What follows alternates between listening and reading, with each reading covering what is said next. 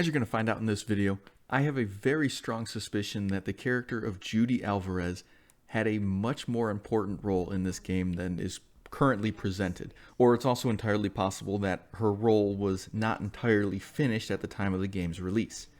Either way, I can wholeheartedly say that the character of Judy in Cyberpunk 2077 is by far my favorite character in the game.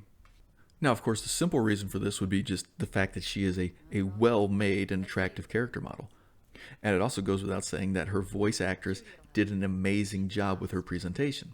But the most impressive aspect about Judy's character is just the fact that she is the living embodiment of literary devices. Honestly, if you wanted to write a dissertation about video game character development, or just character development in any work of fiction, she would be a poster child, especially when it comes to illusion and foreshadowing. Now, we learn quite early on that Judy is one of the best brain dance experts in all of Night City, at least according to Evelyn Parker. But this is just a tip of the iceberg. And by this, the only thing I can even compare it to is the movie Signs. If you haven't seen it, no big deal. But if you have, in that movie there is just a ton of connections that don't really make sense until the very end of the movie. And in that aspect, that sums up Judy perfectly. Now, of course, we can see that from the get-go, the game doesn't really seem to be interested in telling you all about her, right? It is kind of hiding a lot of these aspects, downplaying a lot of her character development. Now, of course, it shows you that she's smart, it shows you that she's working on this, or it demonstrates her ability in one way or another. But of course, everything gets kind of downplayed. Everything kind of gets, swept under the carpet, like, oh yeah, I can do this, or I can do this, but it's just because I need to for what I'm trying to accomplish, right? It almost feels like they're trying to sidestep her abilities on purpose, just so you never fully understand just how successful or intelligent or capable she actually is. Now, once you're actually able to dive into the character that is Judy, once you are able to actually explore her apartment, you can learn a lot about her. We do get to learn that she is into robotics, which is something that actually impresses Johnny. But of course, once we start actually talking to her, we learn that she's been kind of interested in technology and all these things techie since she was a little kid.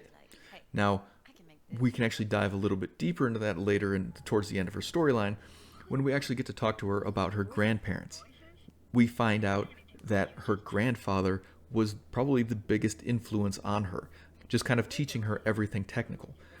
But where does that actually lead us? From one perspective, you can consider that her grandfather, obviously from past generation, right? We learned that a lot of people in Cyberpunk are living extremely long lives. So we don't know necessarily how old her grandfather is currently. But it would be safe to say that based on what she said, that a lot of his technical knowledge, that a lot of his past experiences influenced what she does and what she knows.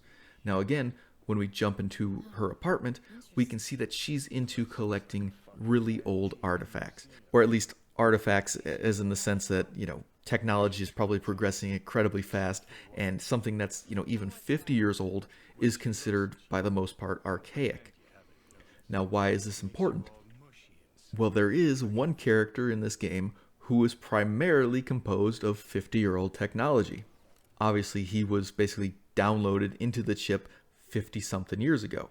And this would probably be before Judy was born, and probably during a time when Judy's grandfather was probably in full swing with whatever his career in technology was. Now, of course, when you tie this into Judy's building relationship with V, when you tie it into Judy's Pisces-driven desire to basically help people and put them before herself, we kind of get a picture building that, Judy's character, maybe not now in the current form of the story, but possibly in different iterations, but before the developers actually changed some things, that Judy might have taken a much larger presence in the game.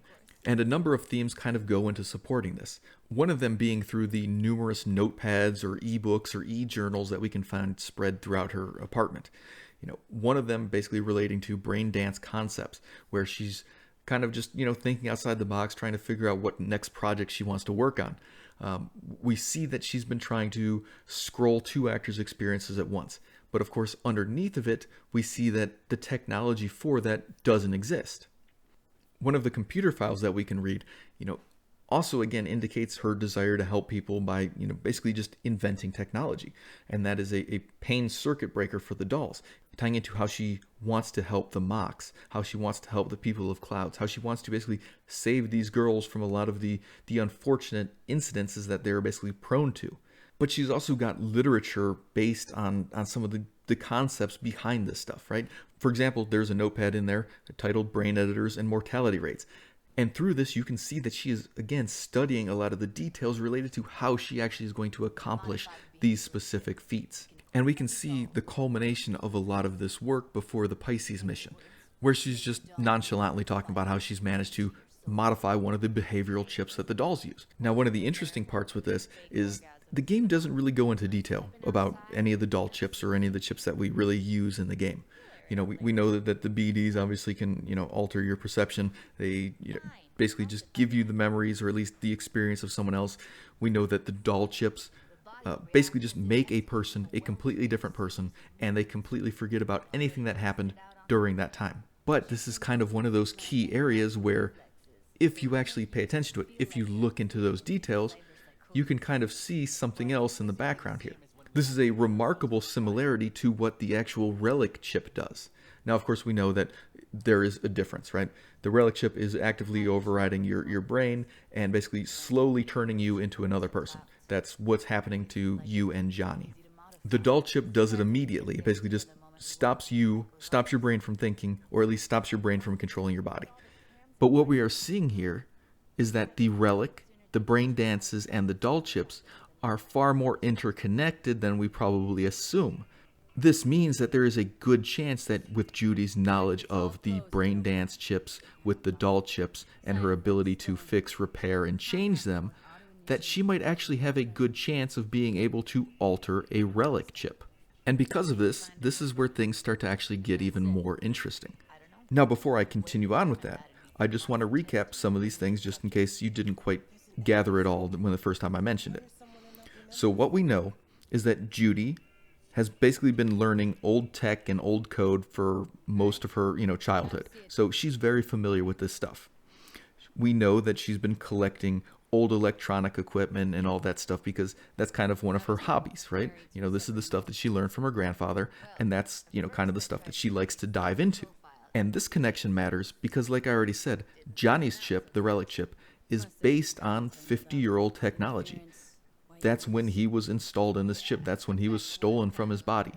So a lot of the stuff that Judy is actually interested in can, of course, be related to the past when this thing happened to Johnny. Of course, in the present, what we are seeing is that Judy is actively studying the brain and chip interactions. And we see this directly based on her desire to help the Mox, right? Her desire to help the people at Clouds. She's trying to basically reprogram some of these chips to mitigate some of the damage that can be done from basically overzealous clients and clients that kind of wish to injure these people. And thanks to the Pyramid Song mission, we can also see that she was successful in developing her own tech to combine two different brain dances into one virtue.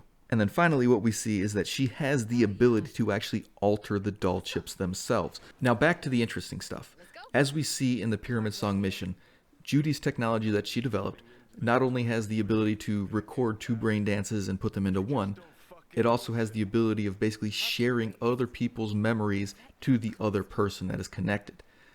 What we find out towards the end of the mission is that Johnny can also be heard by Judy, meaning that Judy has the ability to actually hear some of Johnny's thoughts, or at least feel some of Johnny's thoughts.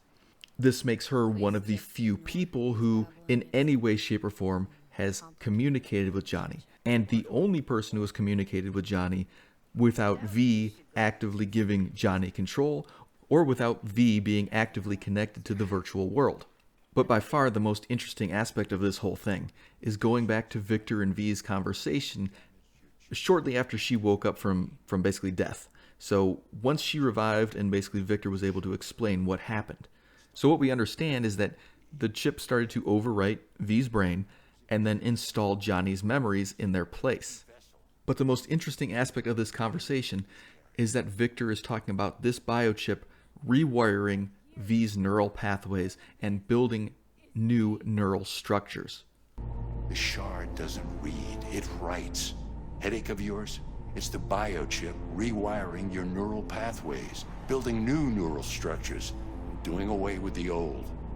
Now, the reason this is incredibly interesting, because there is one piece of information from Judy's apartment that still hasn't found its match after we read it. And that's, of course, because the piece of information actually comes from Victor himself before we enter Judy's apartment. What we see here on this datapad is actually titled Rewiring Synaptic Pathways. Basically, this article talks about making neural pathways using the coprocessors that are basically installed into your brain. It talks about the possibility of artificial neurotransmitters being able to reshape the brain health science field. And this is pretty much the key to saving V. Johnny's chip is overriding all of V's information.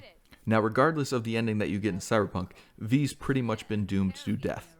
The best possible outcome is that V will get 6 months to live. And this is because the brain is actively rejecting what it assumes is basically an invader, because the brain has been overwritten so much that it now assumes itself to be Johnny.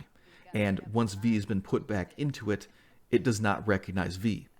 Now, when you combine all this information, when you combine everything that we understand about Judy during her missions, when you combine all the things that we learn about her through the stuff in her apartment, we're kind of left with one conclusion, and that's the simple fact that Judy might be the best chance to actually save V's life. Now, the iffy thing that we need to get into is whether these are kind of relics that were left over from an unexplored storyline, or maybe just something that was never finished. Now, it's entirely possible that there was a completely different ending, one that maybe got removed from the game or was never included. And that could have been that instead of going to Alt, instead of going to Arasaka, instead of going to Mikoshi, there is some way for Judy to actively save us. Maybe we end up taking Judy to Mikoshi, and she ends up, plugging us in and figuring it out that way. Maybe there was an ending based on that. Or maybe there's also the possibility that this is kind of where a potential sequel could lead off to. And in this future, it's entirely possible that Judy actually becomes the one to develop the technology, develop the code or whatever to actively save V from, the degradation of her neural pathways.